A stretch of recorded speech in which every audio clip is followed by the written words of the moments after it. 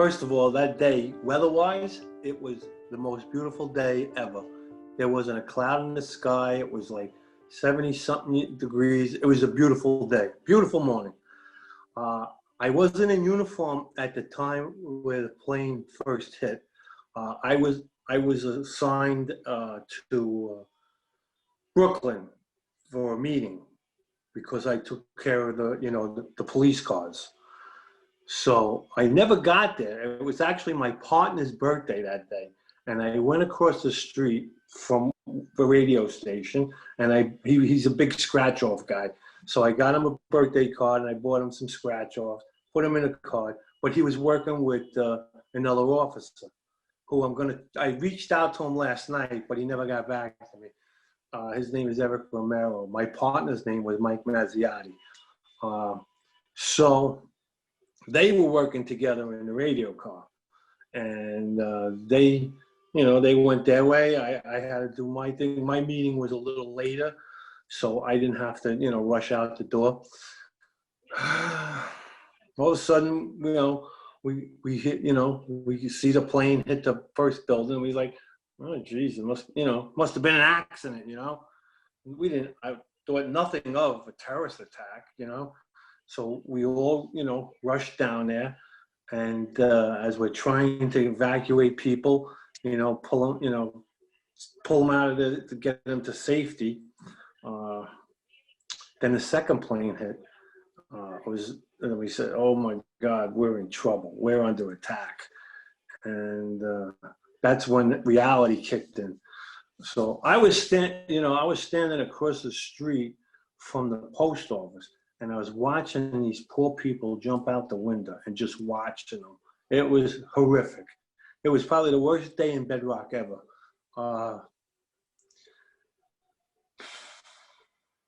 What else? When the first building collapsed,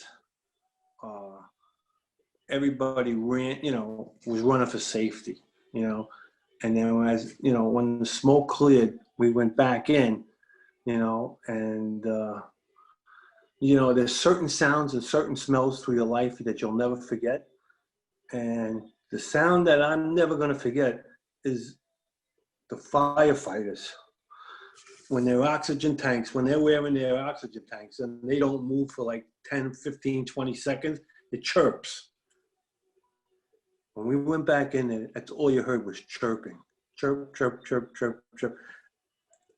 It went from a beautiful blue sky to you couldn't see 4 feet in front of you from all the dust and destruction that caused. It was just, horrific, and it affected everybody in the world. People uptown had no clue what was going on downtown. Even months later, it was like, business as usual in Midtown, and downtown was a horror show. It was just a nightmare. You couldn't, the streets were all covered with debris and dirt, and, it was bad. It was bad.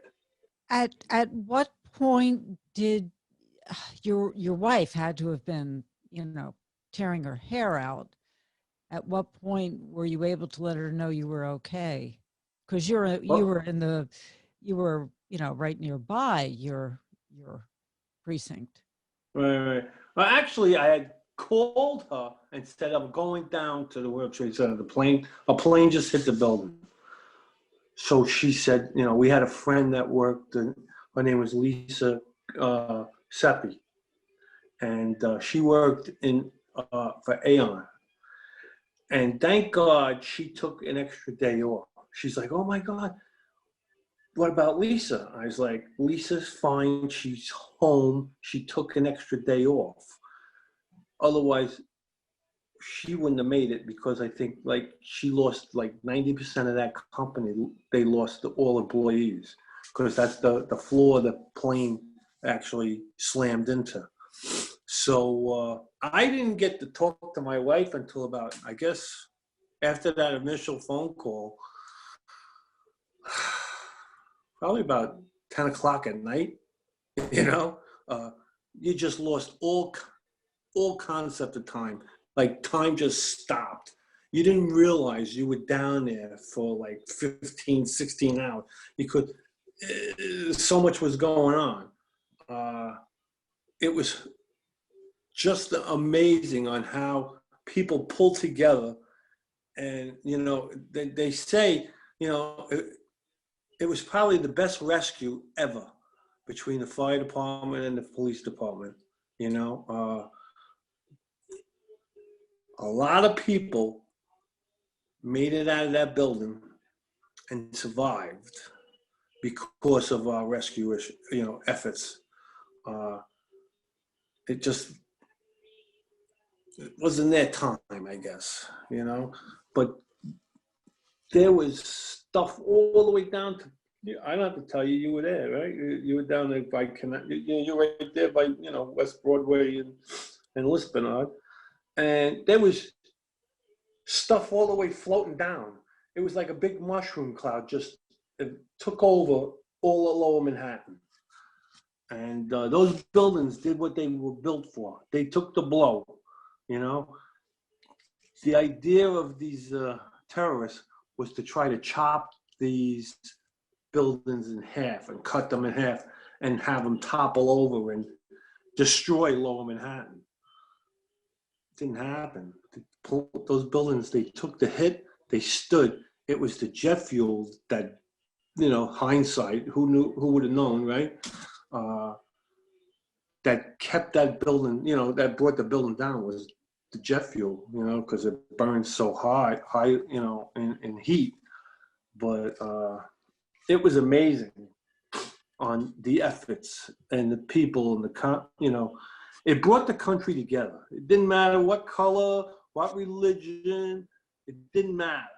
Everybody was an American, and for like 6 months after it, people were clapping and hey, you guys are the greatest.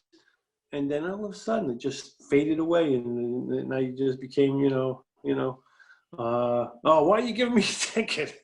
You know what I mean? Why are you locking me up?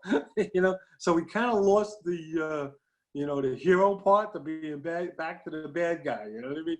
So, my dad was a battalion chief, and he said, I said, Dad, if I wanted to be loved, I'd be a fireman. You know what I mean? Everybody loves the fireman. But nobody loves the cops. You know what I mean? The only ones that love the cops are the old timers and the little kids. And I don't even know if they like us anymore. I mean, the old timers like us, but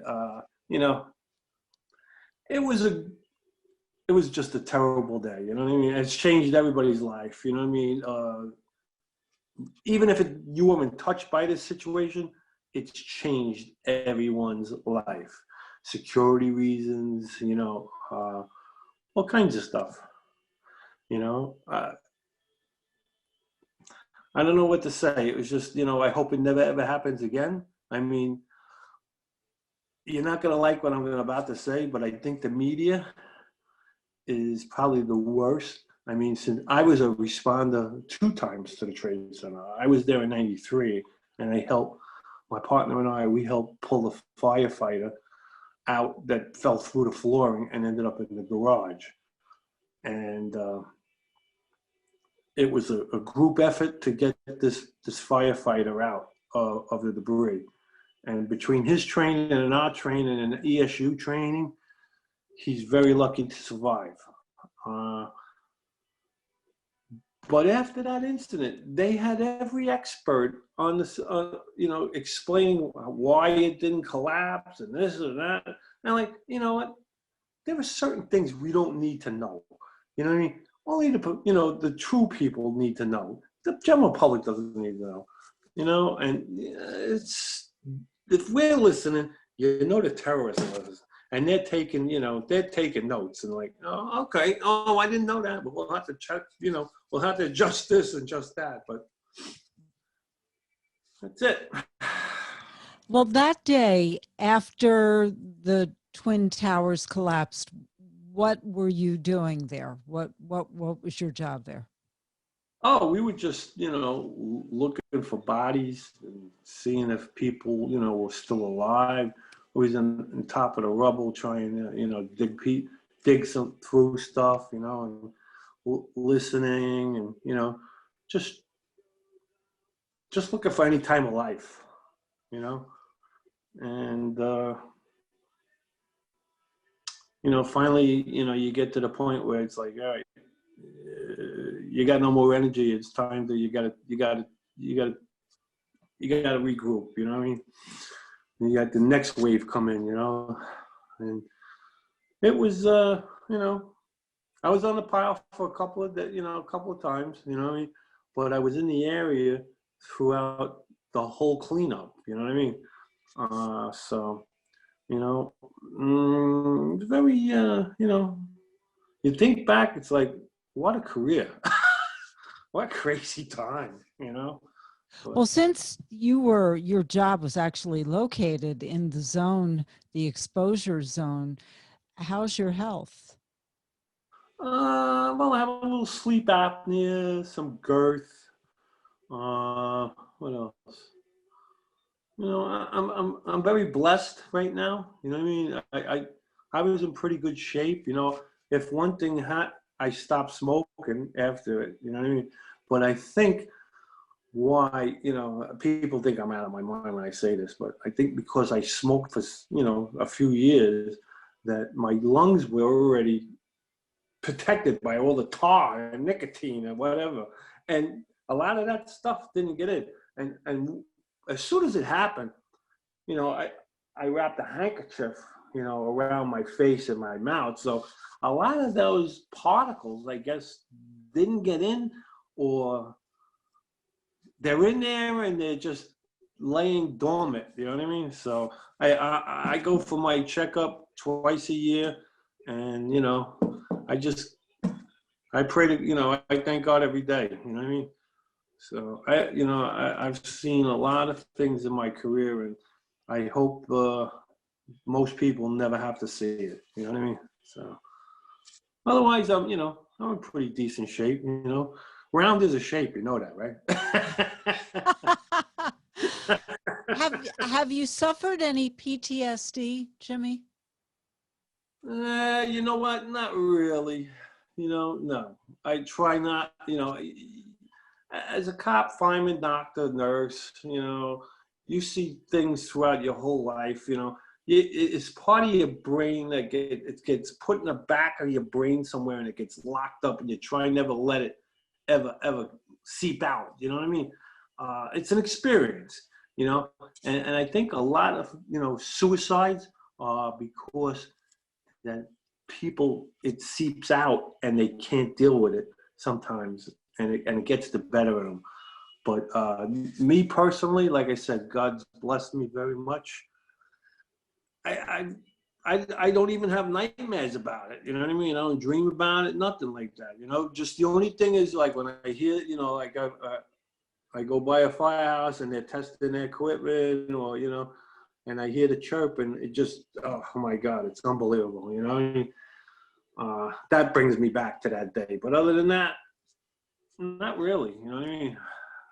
I'm pretty well even keeled about the whole situation. Is there anything else you want to add? Just please take care of yourselves.